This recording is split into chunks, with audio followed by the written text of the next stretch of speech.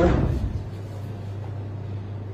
বিগত কয়েক মাস থেকে আমরা বিধানসভা এবং রাজ্যসভাতে হিন্দু ভুটান জয়েন্ট রিভার কমিশনের জন্য যে প্রস্তাব গভর্নমেন্ট অফ ইন্ডিয়াকে পাঠানো ছিল এবং আমাদের রাজ্যের মাননীয় মুখ্যমন্ত্রী সুশ্রী মমতা বন্দ্যোপাধ্যায় বিধানসভাতে এটা বলেছেন এবং বিধানসভাতে এটা নিয়ে ডিসকাশনও হয়েছে।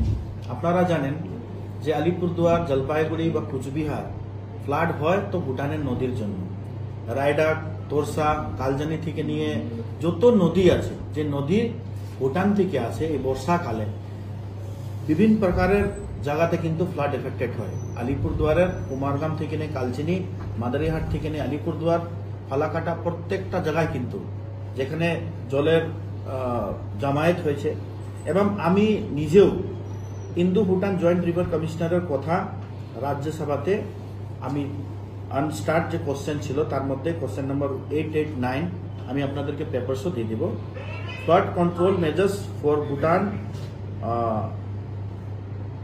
Oriented river in the north Bengal, যে রিভারের নামও মেনশন করা আছে এবং জবাবও কিন্তু আমাকে গভর্নমেন্টের তরফ থেকে আমরা পেয়েছি।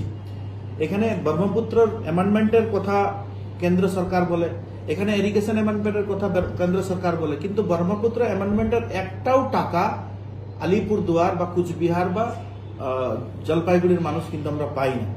আমরা খালি ইরিগেশন অ্যামেন্ডমেন্ট যেটা আছে, যেটা government of West Bengal monitoring করে, এইটার কাজ কিন্তু আমরা করতে পারি। কিন্তু কেন্দ্র সরকারের আন্ডারে যে টাকা থাকে এটা খালি আসামের জন্য ইউটিলাইজেশন হয়, ওয়েস্ট বেঙ্গলের জন্য ইউটিলাইজেশন হয় না। এবং Indo Bhutan joint river commission যদি হয় তাহলে এটা একটা ন্যাশনাল লেভেলের কাজ হবে। এবং আমরাও চাচ্ছি এবং বিধানসভাতে মাননীয় বিধায়ক এবং মাননীয় মুখ্যমন্ত্রীও চেয়েছেন যে Indo Bhutan joint river commissioner হোক। এবং Indo Bhutan joint river commission কবে হবে? কেন ভুটান তো আলাদা কান্ট্রি, ওদের সাথে কথা বললে তো স্টেট কথা বলবে না, ওদের সাথে কথা বললে ন্যাশনাল লেভেলে কথা বলতে লাগে। আমরা চাই যথেষ্টভাবে প্রশাসন যেখানে যেখানে অ্যামেন্ডমেন্টের দরকার ছিল ইরিগেশন অ্যামেন্ডমেন্ট, এটা জেলা প্রশাসনের মাধ্যমে আমরা ইরিগেশন দপ্তরের মাধ্যমে যতটা পেরেছি করেছি। কিন্তু গভর্নমেন্ট অফ ইন্ডিয়াকে এবং জল শক্তি বিভাগকে এর মধ্যে কিন্তু ইন্টারফেয়ার করতে হবে এবং কাজ করতে হবে। আমি যে কোশ্চেন তুলেছি তার মধ্যে ওনারা কোনো ফান্ডের কথা কিন্তু বলে নেই। ওরা বলতেছেন কি না, ঠিক আছে আমরা জানি যে নর্থ বেঙ্গলে এইসব জায়গাতে জুন, জুলাই, আগস্ট, সেপ্টেম্বর হলে ফ্লাড হয়, কিন্তু বলার পরেও কিন্তু আমরা কোনো ফান্ড কিন্তু গভর্নমেন্ট অফ ইন্ডিয়ার কাছ থেকে পাই না।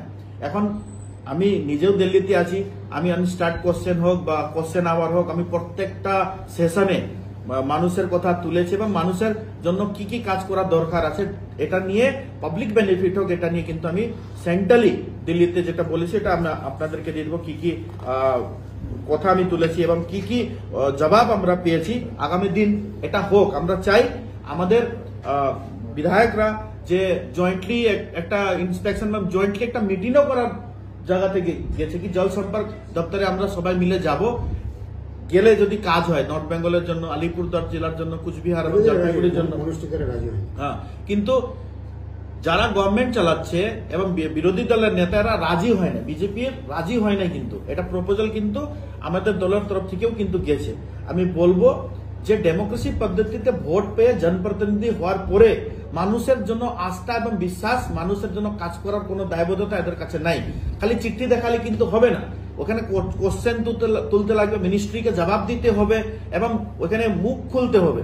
এরা বলেছিল হাসপাতালের কথা, এয়ারপোর্টের কথা অনেক আমরা শুনেছি, ইলেকশনের সময়, ক্যাম্পেনিং এর সময় বলেছিল, কিন্তু সামনে নির্বাচন আছে, 6 থেকে 7 মাসের পরেই নির্বাচন, বিধানসভা নির্বাচন। এই নির্বাচনে আমরা মানুষের জন্য কি কি কথা তুলেছি, মানুষের জন্য কি কি কাজ করেছি, এইসব ডিটেলসকে নিয়ে কিন্তু আমরা মাঠে ময়দানে থাকবো।